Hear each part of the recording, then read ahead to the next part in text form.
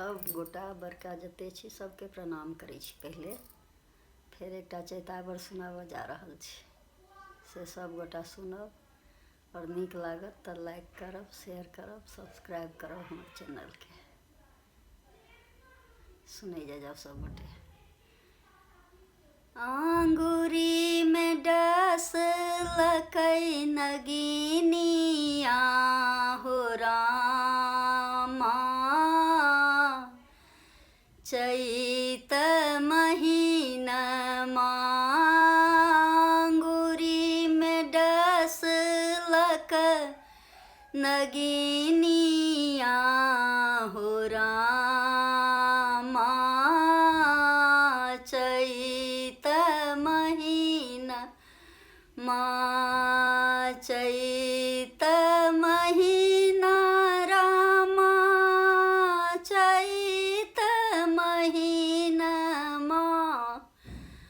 आंगुरी में डसलक नगिनिया हो रामा, चैत महीनमा के मोर जायत बैद बोलायत,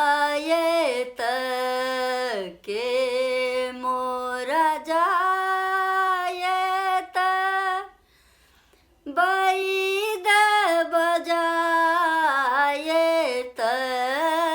के मोर हरत दरदिया हो रामा, अंगूरी में डसलक के मोर हरत दरदिया हो रामा,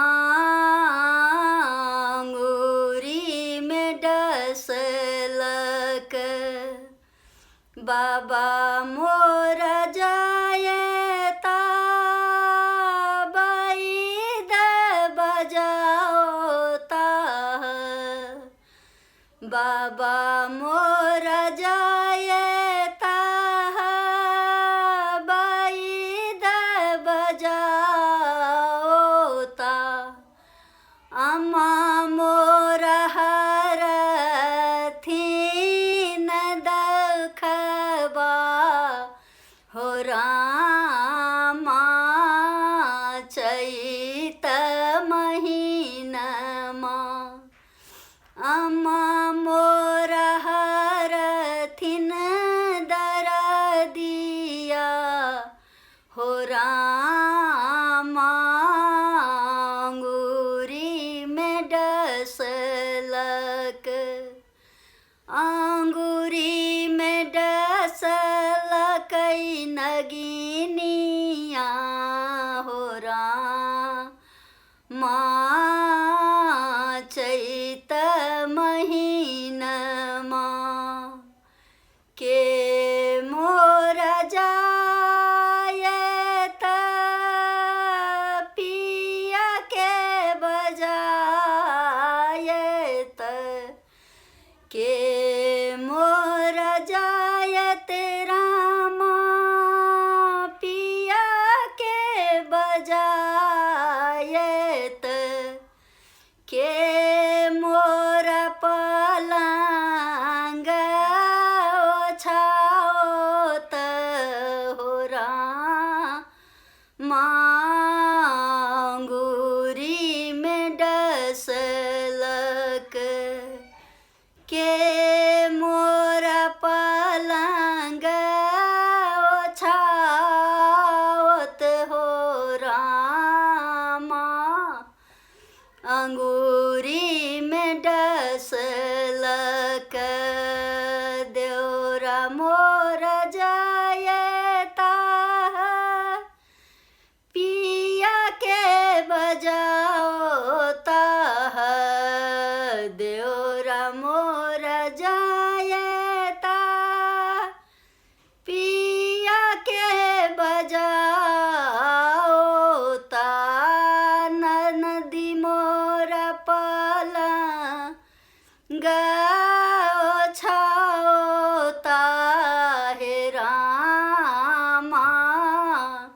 अंगूरी में डसलक ननदी मोर पाला गो छाओती है रामा। अंगूरी में डसलक देबौर कागा चूरा दही भोजन देबौर कागा चूरा दही भोजन पिया के संदेश लेने जाही हो रामा। चैत महीनमा हमरो समाद लेने जाही हो रामा। चैत महीनमा तोहरो बलमु जी के चिन्हियन जानिय तोहरो बलमु जी के चिन्हियन जानियो। केना कसनेस लेने जाऊ हे रामा। चैत महीनमा हमरो बलमु जी के मुठिए के डार छानी।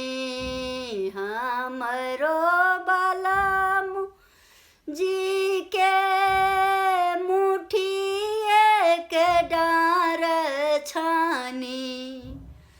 दुअरे चनन के रगछिया हो रामा।